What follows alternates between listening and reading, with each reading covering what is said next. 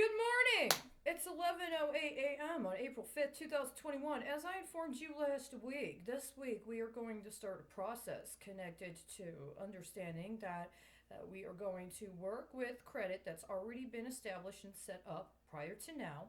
And then we are going to move forward this month in order to make sure we maintain certain kinds of indicators and we allow for a period of reconciling that with other things that are ongoing so that beginning next month we can start working toward meeting benchmarks that we correlate with this month and set this month in order to allow for a transition in a kind of process whereby we're going to maintain some stability independent of a variety of other machinations that have been set up that are currently under investigation pending prosecution as appropriate, and also with an understanding that we are in a heightened state due to an understanding that we have been engaged by an act of war and that we need to take into consideration those factors. Now, as I said last week, we have several benchmarks that are going to be coming up as part of an annual or a 1 year later, based on things that have been invested by the community into a process of taking care of me personally, but also providing a foundation whereby we as responsible people can contribute to our own sustainability as well as self determination. And we have today a very interesting paradigm that is provocative, but it is absolutely relevant to the circumstances at hand. It just so happens that the value of what was invested for deposit on May 5th of 2020, which is the benchmark we're working toward, today would total 81. That would be the metric we would be working with. Now, part of what I have been understanding has been in motion are two factors that need to be considered in regards to this that are going to define the terms this week, leading up until the next time that we have another matter to address regarding the revision of the benchmark and how that is associated. First is a process of understanding the relationship between metrics as presented and the inversion of those metrics. I have been dealing with this personally for a considerable amount of time. My understanding of it has been in connection with evaluating it in consideration of a pattern of racketeering activity. Why is it a pattern of racketeering activity as opposed to some other process? Well, there are standards. And there are means of accountability, there are processes of disclosure, and there are appropriately noting it within a specific element for consideration so that it does not get involved in any illegal hedging, including illegal hedging that may be used in connection with acts of money laundering. This is something that has not been done in regards to any of the efforts I have previously made. So I am going to start today. And first thing I'm going to acknowledge is that 81 is the inverse of 18. Just last week, there was an announcement that during the year 2020, that the CEO of a very prominent organization, an organization that right now, at least according to media reports presented last year and that are also reflected in statements produced by this company, including with the SEC as a follow up, was contracted with the Department of Treasury with the Federal Reserve of New York in order to handle junked corporate securities that were being connected to the fallout from the alleged COVID 19. Now, at the time, the contract was publicly available. I acquired it on understanding it could potentially be evidentiary later on. I did not read it at the time. At the time, I did not have a reason to read it. But I have since looked at certain terms, and it just so happens that the contract was put into effect on March 25th of 2020, after it had been submitted officially on March 22nd of 2020, and yesterday was 10 days. 10 days after the 1 year anniversary of the implementation of that contract with the Federal Reserve of New York. Not only that, but the week before, during the time frame wherein the 1 year anniversary of that contract would have come due, there was an announcement that that same company was shutting down a particular corporate endeavor in China and was instead going to make a transition to mutual funds. Now, I consider this to be alarming. Not only do I consider it to be alarming, but I consider it to be an alarm of such regard that it requires us to take other measures in order to support ourselves against what this could potentially portend, especially without a lack of accountability in other areas. Secondly, as I said before, in terms of this pattern of racketeering activity that I've been tracking and attempting to have prosecuted, one of the factors has to do with the pension system. And there's an understanding that in October of 2019, there was an effort in the European markets, in the European system, to begin a process of what I understood at the time implicitly to be a form of long term strategizing connected to the European pension system based upon explicit reports that were put into the Guardian newspaper that had involved interviews with individuals that were in charge of major investment management firms around the world.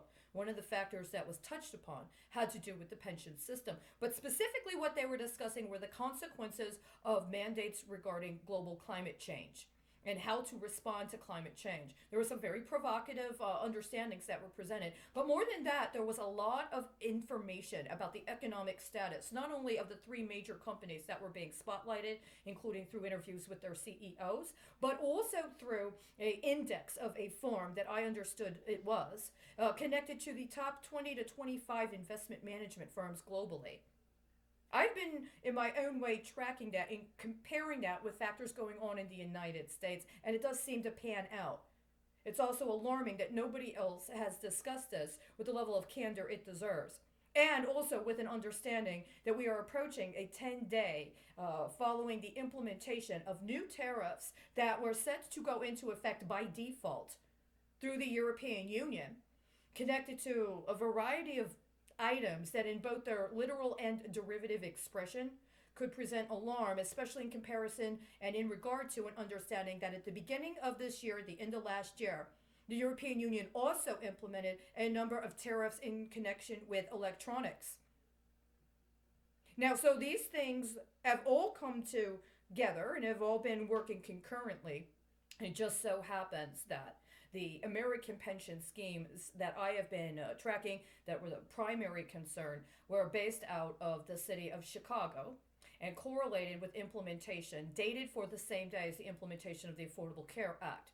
The fact that the former alleged president of the United States was from Chicago and signed into law the Affordable Care Act the same day that this major pension deal for the Chicago pension systems that was supposed to have a long-term impact and outlook for the pension scheme in the city of Chicago was published and put on the public record. As part of the concern, didn't necessarily have to imply anything criminal, except insofar as there are standards that need to be met in order to assure that things are done legally. That means that you take care of reports of grievances. You take care of allegations of fraud. You don't cover it up and you don't wait until it gets further down the kickback pipeline so that then you can try to flip it for insurance or illegal underwriting on municipal bond issues, which is exactly what's been happening the entire time that we have been dealing with so-called COVID-19, at the least.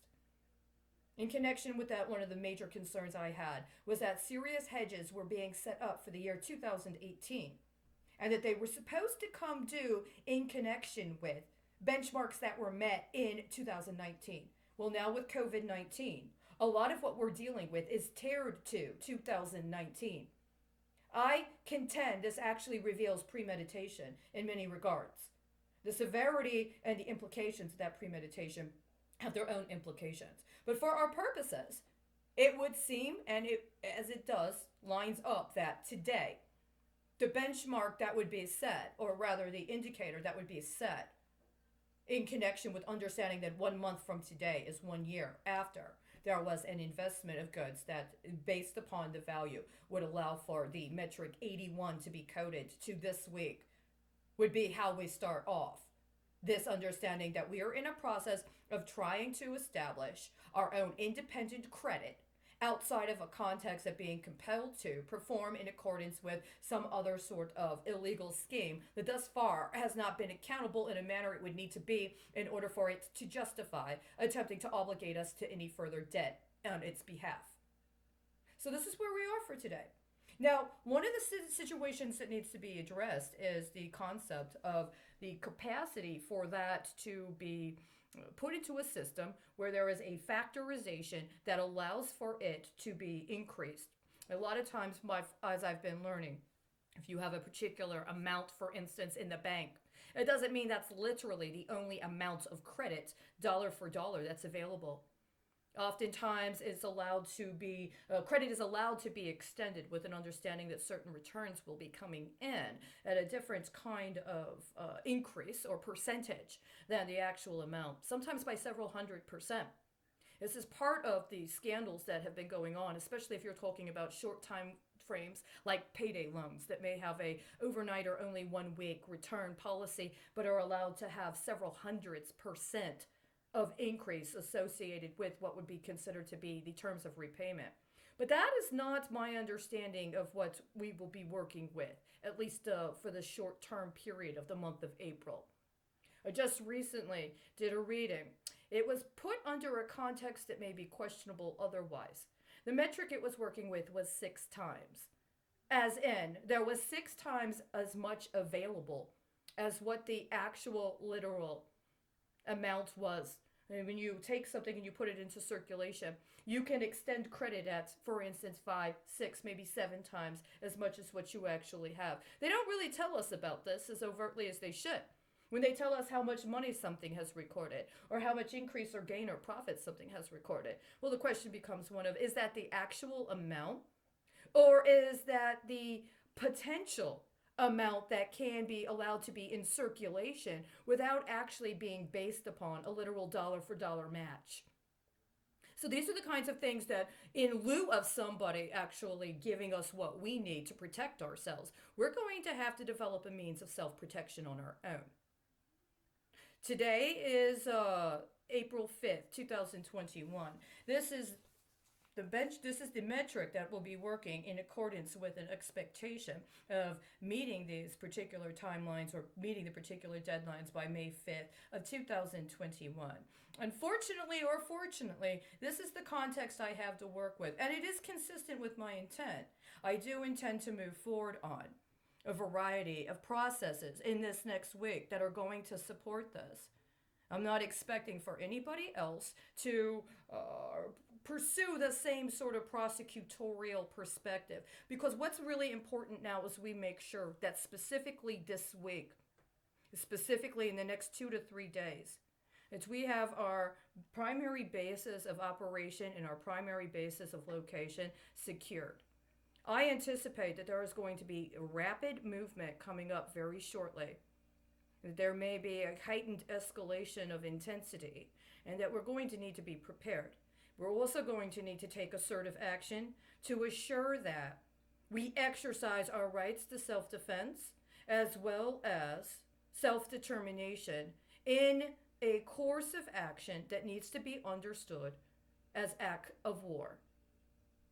I hope that you have a good day and you take care of yourself. I will provide more information tomorrow about specifics, but my understanding is this: if you are a judge or an alleged judge in the state of Texas, and you are in a situation where you are considering the issuance of an eviction order, I compel you or urge you to take what I just said under consideration.